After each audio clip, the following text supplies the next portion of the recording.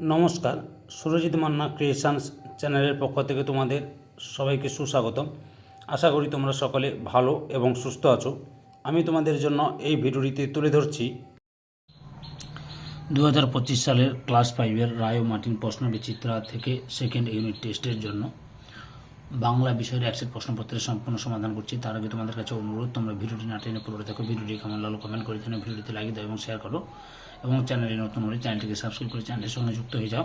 তোমরা আমার এই চ্যানেলের মাধ্যমে ক্লাস 5-এর সেকেন্ড ইউনিট টেস্টের জন্য রায় ও মার্টিন প্রশ্নবিচিত্রা থেকে বাংলা ও আমাদের পরিবেশ এই দুটি বিষয়ের সমাধান পাবে। এখন আমি তোমাদের বাংলা বিষয়ের সমাধান করছি, পুরো ভিডিওটি লক্ষ্য করো। 25 নম্বর পেজের 9 নম্বর স্কুল বাঁকুড়া খ্রিস্টান কলেজের স্কুল এবং গাজল HNM হাই স্কুল, এই দুটি স্কুলের প্রশ্নপত্রের সেটটি আলোচনা করছি। তোমরা পুরো ভিডিওটি লক্ষ্য করো। একে থেকে সঠিক উত্তর নির্বাচন করে লেখো। 1.1 ড্যাশ এসে বলে এ তো মহাঝক্কি, কে না অপশান কয়ে মৌমাছি। 1.2 ড্যাশ স্বেচ্ছায় বৃষ্টি আনার কাজে যুক্ত হলো, অপশান গয়ে ব্যাং। 1.3 পশ্চিমবঙ্গে কালবৈশাখী যে ঋতুতে হয়, অপশান কয়ে গ্রীষ্ম ঋতুতে। 1.4 মধুর চাক কাটতে লোক চাই, অপশান ক্ষয় 3। 1.5 বিধান পদটিকে স্ত্রীলিঙ্গে পরিবর্তন করলে হবে, অপশান ক্ষয় বিদুষী অথবা সন্তান হলো, অপশান গয় উভলিঙ্গ। 1.6 ভক্ত শব্দটি বহুবচন হলো, অপশান গয়ে ভক্তবৃন্দ। এবারে 2 দেখে পূর্ণ বাক্যে উত্তর দাও। 2.1 কুমির আর শিয়াল প্রথমে কি চাষ করেছিল? আলু। অথবা বোকা কুমিরের কথা গল্পে কারা চাষ করতে গিয়েছিল? কুমির ও শেয়াল। 2.2 দীর্ঘ যাত্রা শেষে তারা কোথায় পৌঁছালো? ভগবানের প্রাসাদে। 2.3 কালো জলে পাড়ি দিয়ে কে তাড়াতাড়ি ফিরে এলো? মাঝি। তারপরে 2.4 খুশির অগাধ লুটোপুটি কবি কোথায় দেখতে পান? মাঠে। 2.5 বাংলার বাঘ নামে পরিচিত স্যার আশুতোষ মুখোপাধ্যায়। 2.4 বৃষ্টির দিনে কবির মনে কোন গান ভেসে আসে?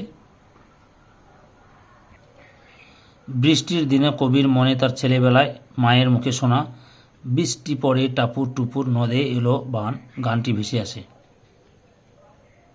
2.7 লিঙ্গ পরিবর্তন করে বাক্যটি পুনরায় লেখো।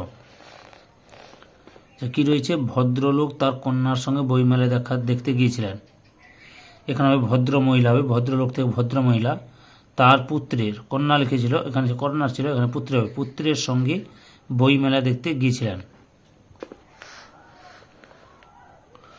এরপরে অথবাতে রয়েছে বচন কত প্রকার ও কী কী? বচন সাধারণত 2 প্রকার, যথা এক বচন এবং বহু বচন। 2.8 প্রদত্ত বর্ণগুলিকে সাজিয়ে শব্দ তৈরি করো।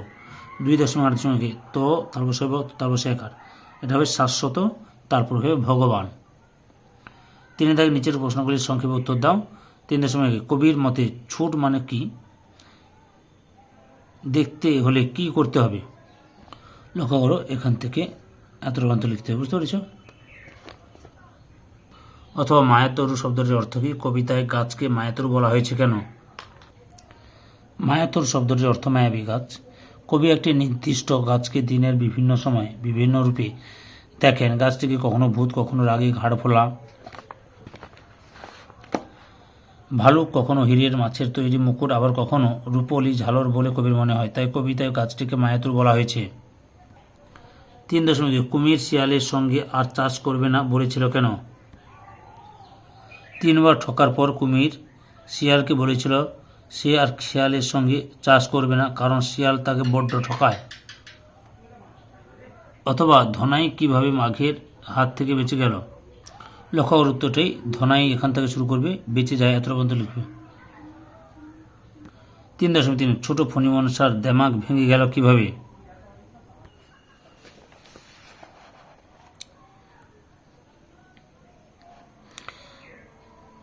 একটা ছাগল এসে ফণিমনসার গাছের কচি সবুজ পালং শাকের মতো পাতাগুলি কচকচ করে খেয়ে ফেলায় তার দেমাগ ভেঙে গেল। তারপর কি হলো? তোমরা এখান থেকে এতটা লিখবে, আবার এখান থেকে এতটা লেখার পর এতটা লিখবে, বুঝতে পেরেছ? হারিয়েছিল। 3.6 প্রাসাদের দৃশ্য দেখে ব্যাঙ রাগে উত্তেজিত হয়ে পড়লো কেন? তারপর তারা কি করলো? এই যে প্রাসাদের দৃশ্য দেখে ব্যাঙের উত্তেজিত হয়ে পড়া, এখান থেকে এতটা পর্যন্ত লিখবে। তারপরের প্রশ্নটা এখান থেকে এতটা লিখবে। বুঝতে পেরেছ? কোন কোন ক্ষেত্রে বহুবচন হয় না উদাহরণ সহ লিখো। উত্তরটা দেখে নাও। যে যে ক্ষেত্রে বহুবচন হয় না তা হলো: স্থানবাচক শব্দের বহুবচন হয় না, গোনা যায় না এমন বিশেষ্য পদের বহুবচন হয় না, যেমন চিনিগুলো তুলে রাখো হয় না, সঠিক বাক্য হলো চিনিটা তুলে রাখো। সংজ্ঞাবাচক বিশেষ্য বহুবচন হয় না, যেমন রবীন্দ্রনাথ, হিমালয় ইত্যাদি। বাংলা ভাষায় বহুবচন হয় না, যেমন সকল ছাত্রদের ডাকো, বাক্যটি অশুদ্ধ, শুধু বাক্যটি হবে সকল ছাত্রকে ডাকো। 5 দাগে যে কোনো একটি বিষয় অবলম্বনে পত্র রচনা করো। তোমরা দেখে নেবে পত্রগুলো ঠিকঠাক লিখে নেবে। ওকে, সম্পূর্ণ ভিডিওটি দেখে আমার চ্যানেলের পাশে থাকার জন্য তোমাদের সবাইকে অসংখ্য অসংখ্য ধন্যবাদ।